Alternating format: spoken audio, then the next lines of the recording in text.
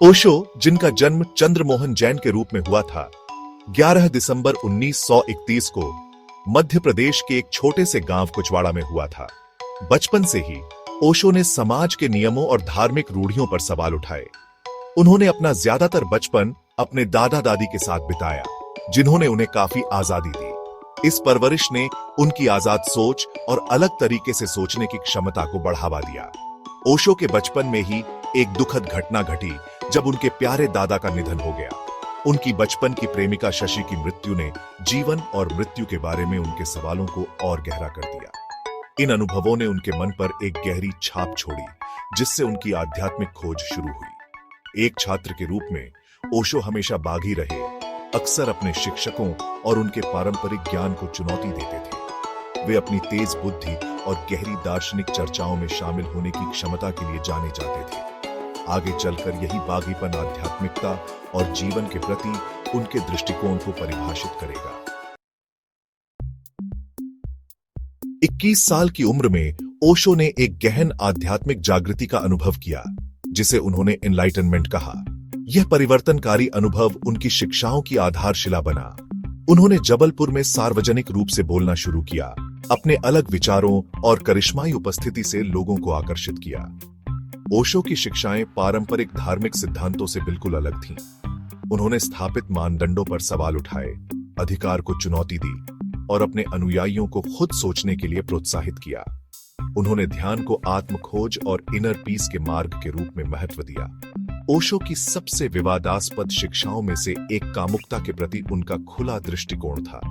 उन्होंने यौन ऊर्जा को एक प्राकृतिक शक्ति के रूप में देखा, जिसे दबाना नहीं चाहिए बल्कि स्वीकार करना चाहिए। इस रुख ने पारंपरिक नैतिकता को चुनौती दी और रूढ़िवादी लोगों में आक्रोश फैलाया। हालांकि ओशो अडिग रहे। उनका तर्क था कि कामुकता के प्रति एक स्वस्थ दृष्टिकोण आध्यात्मिक विकास के लिए आवश्यक है। प्यार ही मंजिल है, जिंदगी सफर है। ओशो ने अपने अनुयायियों से जीवन को पूरी तरह से अपनाने और वर्तमान क्षण में जीने का आग्रह करते हुए कहा। उनका मानना था कि सच्ची आध्यात्मिकता दुनिया को त्यागने के बारे में नहीं है, बल्कि इसे जागरूकता और आनंद के साथ अपनाने के बारे में है। ओशो की क्रांतिकारी शिक्षाओं और अपरंपरागत जीवन शैली ने अनिवार्य रूप से विवादों को जन्म दिया। पारंपरिक धर्मों की उनकी आलोचना, कामुकता पर उनके विचारों और उनके करिश्माई व्यक्तित्व ने उत्साही अनुयायियों और कट्टर आलोचकों दोनों को आकर्षित किया। पुणे, भारत में उनका आश्रम दुनिया भर के आध्यात्मिक साधकों के लिए आकर्षण का केंद्र बन गया, लेकिन इसने रूढ़िवादी समूहों और भारत सरकार का गुस्सा भी खींचा। यौन दुराचार और वित्तीय अनियमितताओं के आरोपों ने ओशो और उनके आंदोलन को घेर लिया। जहां कुछ लोगों ने इन्हें उनके विरोधियों द्वारा गढ़े हुए झूठ के रूप में खारिज कर दिया, वहीं दूसरों ने उन्हें पाखंड और सत्ता के दुरुपयोग के सबूत के रूप में देखा। ओशो को लेकर विवाद अपने चरम पर पहुंच गया जब 1975 में एक लंबी कानूनी लड़ाई के बाद उन्हें संयुक्त राज्य अमेरिका से निर्वासित कर दिया गया। विवादों के बावजूद ओशो अडिग रहे, अपनी बेगुनाही बनाए रखी और जोर देकर कहा कि उन्हें स्टेटस क्वो को चुनौती देने के लिए निशाना बनाया जा रहा है। उन्होंने उन अनुयायियों को आकर्षित करना जारी रखा जो उनके प्यार, आजादी और आत्मखोज के संदेश से प्रभावित थे। ओशो ने 19 जनवरी 1990 को पुणे, भारत में इस दुनिया को छोड़ दिया। उनकी मृत्यु रहस्य में डूबी हुई थी। कुछ लोगों ने फाउल प्ले का आरोप लगाया।